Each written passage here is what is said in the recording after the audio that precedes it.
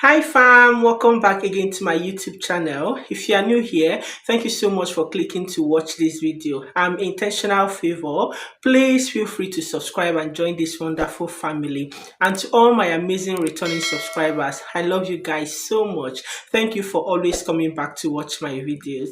From the title of this video, you may have an idea of what I'm about to share. I'll be giving you a list of professionals that you need to be aware of, especially for those who don't want to have any involvement with social services.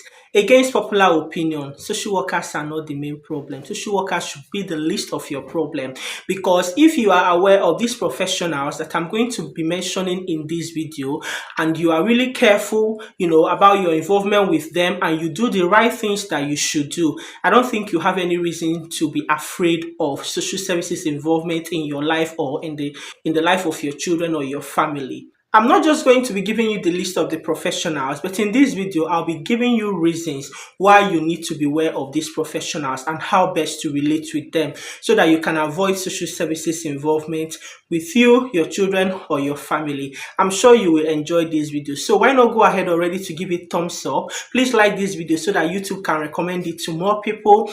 Also subscribe to the channel if you have not, and let's jump straight into today's video. The first on my list, which I consider the most important, are teachers, teaching assistants, head teachers, as a matter of fact, professionals in the education sector. These professionals for me are the most important ones that you need to be aware of. Yeah, I said this because most times they spend more time with your kids than any other professionals. You might agree with me. Monday to Friday, if your child is in full-time education, they go to school and they spend at least 6 hours, yes, with these professionals. They interact with them. So the kids most times spend majority of their day with these professionals. Most of the referrals that come into social services actually come from the education sector. Now you see why you need to be aware of these professionals. Like I was saying earlier, they spend more time with your kids. They know your kids. As a matter of fact, if you're a working parent, a working class parent, depending on how frequent or how much time you spend with your kids, for some people, actually teachers spend more time with your kids than you do with them. Because some people work maybe a long day shift, 8 a.m. to 8 p.m. or 8 a.m. to 5 p.m. and then by the time you come back, you just spend few hours with your kids and they go to bed. The next morning they are off to school. Yeah. So because of this, I believe that teachers play an important role. Professionals in the education sector, they play important roles in the life of your kids. So you have to be careful about your relationship with them. So you need to be aware of this. Make sure that the school that your kids go to, that you have a good relationship with the staff, members of staff of that school, your kids' teachers, teaching assistants, whoever that has any involvement with your kids. I will plead with you, try and build a positive relationship with them. Try and engage with school. Sometimes, even when referrals come from anywhere, be it from school or from anywhere else, as social workers, one of the things we do is that we work with partner agencies, and education is one of them. Yeah. So, of course, we'll have your consent depending on the level of social care involvement. If it's like Section 17, we'll gain your consent to do agency checks, and we will definitely speak with school. Whether or not the referral came from them, social workers will always work in partnership with education. So we will ask them for what we call education information from school. They will tell us not just about the attendance of your child, they'll tell us about their behavior in school, and more or less, depending on the concern, they can tell us about the parent. They can tell us what they feel about you. Do you engage well? And most times, if we have positive feedback from school, so they can tell us, no, we've never had any concern about this mom. We don't have any concern about this dad. She is good, he is good. Or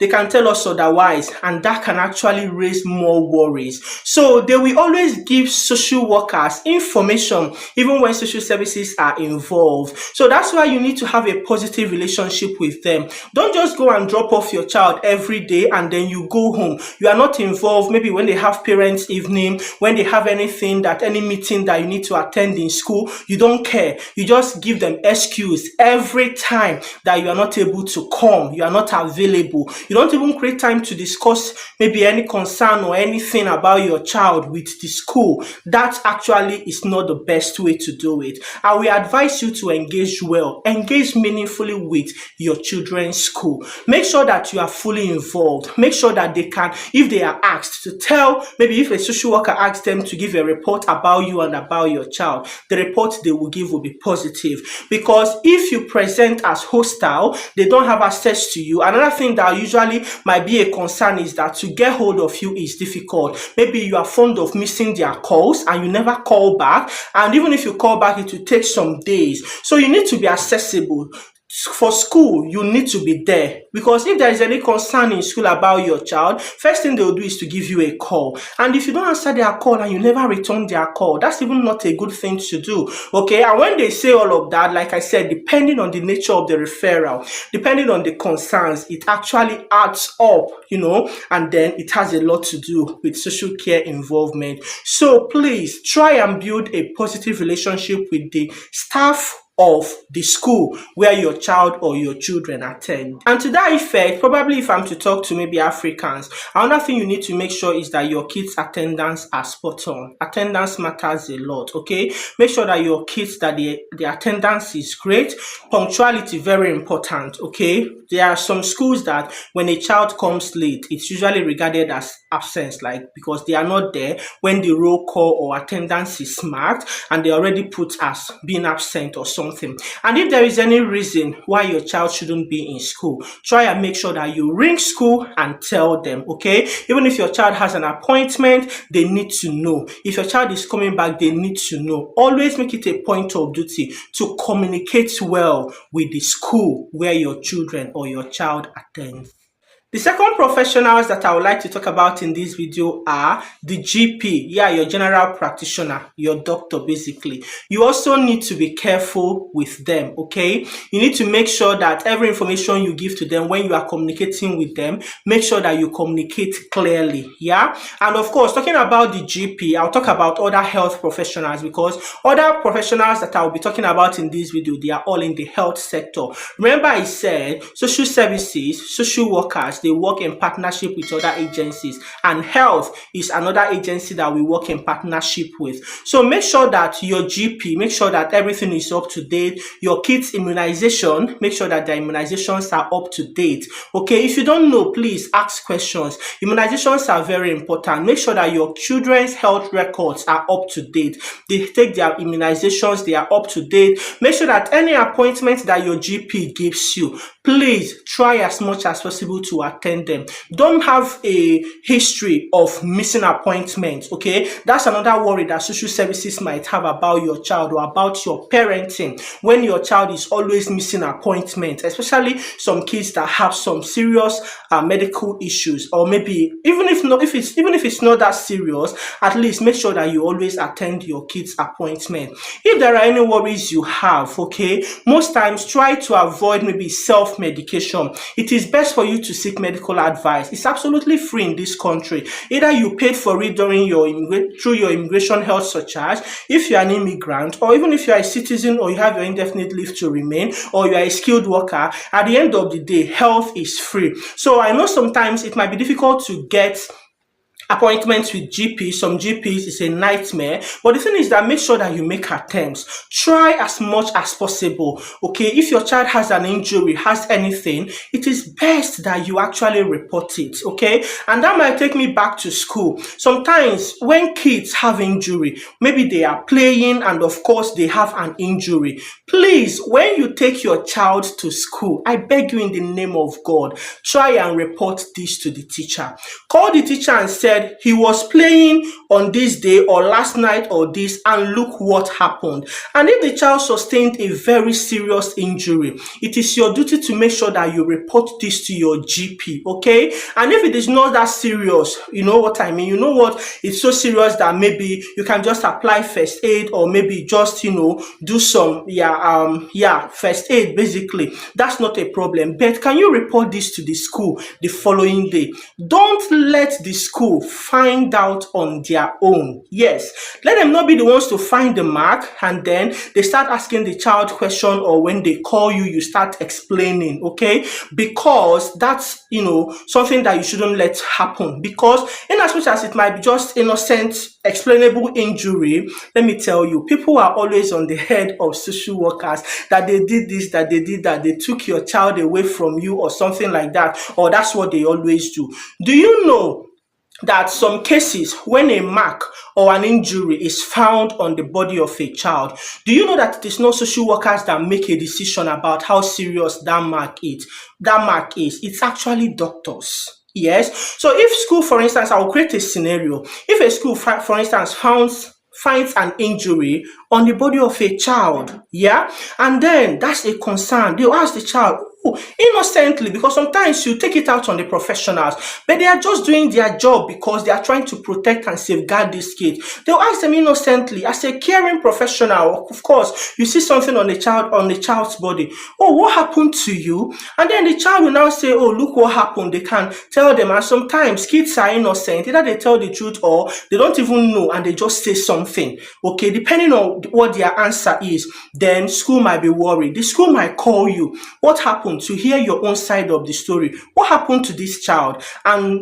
like I said, depending on whatever the child says, how contradictory is it to what you said or what you are telling school. Another thing they consider is how significant is this injury. But most times it's a word. If the child just said, I fell and I broke my leg, or my brother did this to me, and they call you, you give the same report. Sometimes some schools maybe just to cover their back, risk aversion, may still report this to social services. And then if the child is not reporting anything, social services might not even do anything about it because the child is not raising anything. But if the child even say, oh, yeah, my mommy did this or this, and it kind of poses some concern now around either neglect or that you inflicted the injury on them, whether by accident or out of carelessness, however it happened. Once the child is raising any concern that can be linked to you as the parent, school will then alert social care, okay? Then social workers will be allocated. And depending from that injury, the next thing is,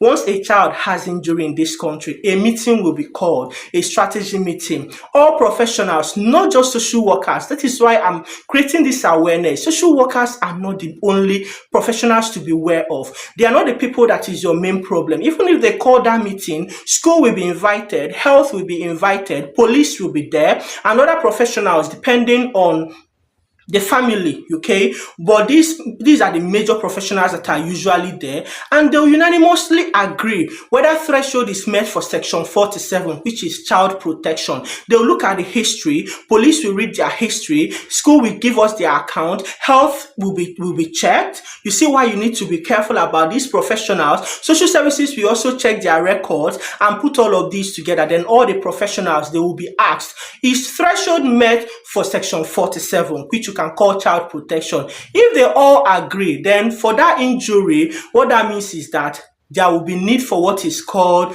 child protection medical, CP medical. This child will then be taken by the allocated social worker to the hospital, and doctors, pediatricians, they are the ones that will now check the injury. They will do a lot of things. They do their job, okay? We leave it to them. Then they will come back with a decision whether that injury is accidental or non-accidental. It is their decision, not social services. Social workers are not trained in that regard. So the doctors might just come up and say, is non-accidental, is unexplainable, therefore it is non-accidental. Mind you, they too sometimes can be risk averse, and they make that decision based on what the doctor said. That is when social workers will now take action. So if that doctor said it is a non-accidental injury, it is not accidental, this was inflicted either out of neglect or something, Then social worker, what will you do? You will do your job. That is when they will now start talking about looking for somewhere safe for the child to be. Relatives, they are always the first point. In another video, we will talk about this because I've heard so many things on social media, people deceiving people about how social workers operate, which is actually not true. And this usually creates some, not just anger. People just hate social workers generally or anything about social services. But if you understand the process, you will know how things work. So they are the ones, doctors, medical doctors, pediatricians, they also play a large role in determining what actions social workers will take. So you see, it's not just about social workers, okay? Now, this is me diverting because I needed to give you guys this idea because some people don't even know what happened. All they know is that social workers did this. So if the doctor said it's non-accidental, we are not trained to determine that. They are the ones, and once they say that, then it means that the child cannot be in your care, okay? And then we need to safeguard and look for other alternatives. This is usually how it works. Like I said, we can talk about this in a different video, but you need to be aware of health professionals. They have a role, they have a major role to play in determining what actions or that social workers take or the outcome of social care assessment or their decision when your child or your family is involved with social services. The next medical professionals I would like to talk about in this video are the midwives. Yes. So if you are pregnant, of course, you will have a midwife allocated to you. You also need to be careful about midwives. First of all is maybe you don't know. If you are new to this country, I'll just give you this quick tip. The very moment you find out that you are pregnant, the best action to take is to ring your GP. Immediately call your GP. It's not about booking an appointment. You don't have to call them the early hours when you have to book an appointment. Call them anytime. Call reception and tell them that you just found out that you are pregnant. Then the GP will be the ones to now communicate with the midwife section or whatever, and then a midwife will be in touch with you, introduce herself or himself, I don't know, and then give you an appointment to come and see you, and then you carry on with your midwife. So it can raise a red flag especially if you are a first-time mom, maybe you are a teenage mom or anything, and then they found out that you didn't report being pregnant and you are how many weeks gone, like so long. It kind of raises worries about your ability to parent, to carry this child. In case you don't know, newsflash, even an unborn child can be open to social services whilst they are still in the womb. Yes, in case you don't know. So for instance, if you didn't report that on time, okay, your midwife can actually raise the concern that, okay, what's going on? And other concerns might be if you are a smoker, if you are a drinker, every midwife appointment, there is this test they do, like a device they use to check smoke in your system. You blow into it. If it's high, they'll be worried that you are smoking during pregnancy. And when you smoke during pregnancy, you can actually, affect the baby, the fetus in the womb. You can affect him or her.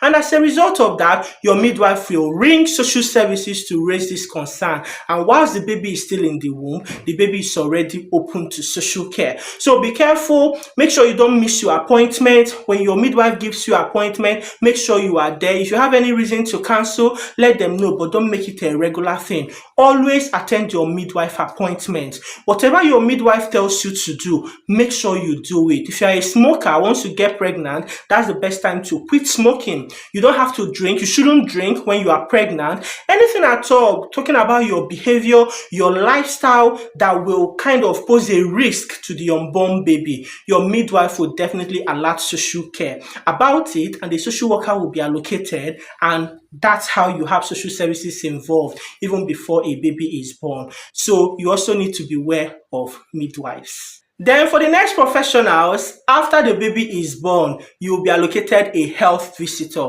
That's how it works in this country, right?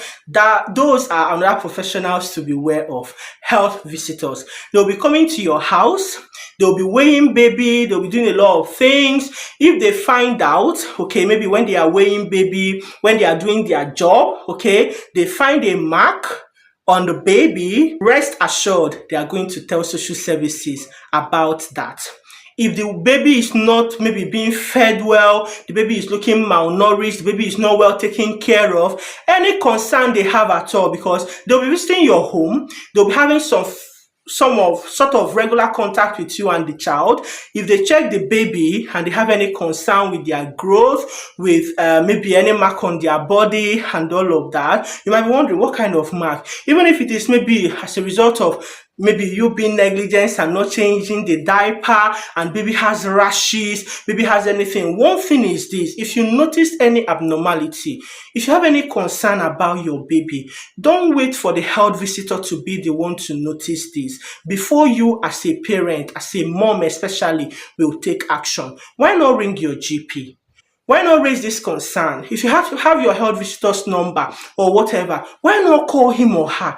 Why not alert this? Why wait for them to notice it and then they will take actions about, like in regards to mentioning it to social workers? You don't have to wait. That's one problem I found out that sometimes parents do make. They will notice changes, they will notice some things, they are concerned, they are worried about their children. They will just talk about it maybe within the family, or maybe they will just do self-medication or self-care or whatever they would do, rather than report this to the right professionals.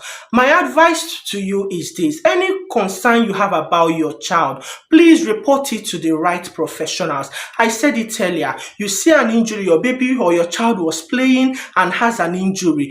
Once you drop the child in school, please tell the teachers, look what happened. Don't let them see it and then call you and then the explanation and everything starts going on. No, you shouldn't. If you have a small baby and you find out that there is something odd about your baby and you are doing your best or something, or you are struggling, probably you are having postpartum depression, you are having struggles, please seek for help.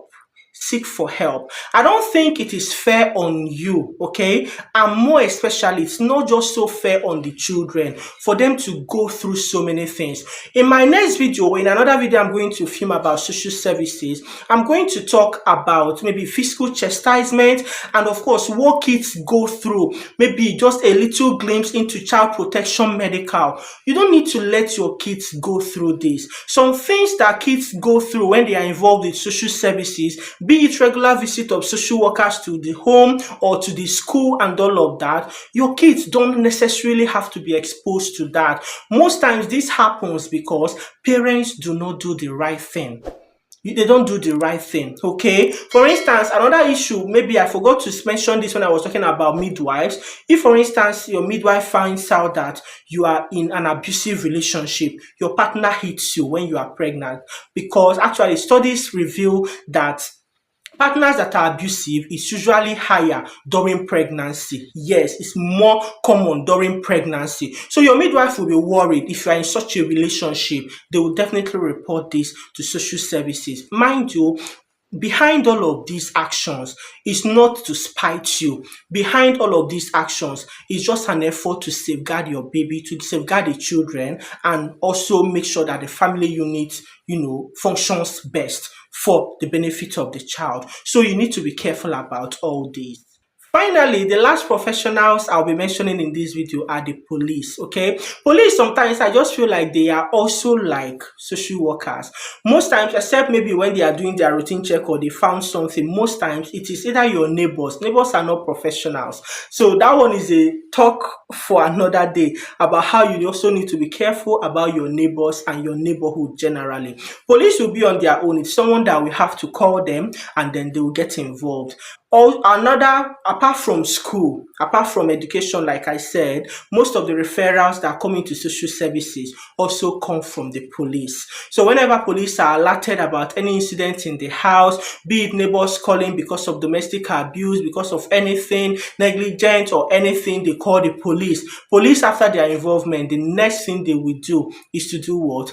Call social services, send the referral to social services. If there is any involvement with your child that has to do with police, concerns around exploitation, they have been involved in some maybe activities on the street, in the neighborhood, or anything, one thing police will do is to report it to social services. Yeah, so that's how police work. So that's why I'm mentioning them last, okay? But you also need to be aware about police. Yeah, they are also professionals that make so much decisions. Like I said, in a strategy meeting, they will always be there to also make decisions whether section 47 threshold is met or not. So you also have to be aware of police. And with that, guys, I've come to the end of this video. I want to believe you enjoyed it. Please, it will go a long way. Give this video thumbs up, like this video so that YouTube can recommend it to more people. Also share this video with as many people or groups that you think that will benefit from this video. I would like to read your comments.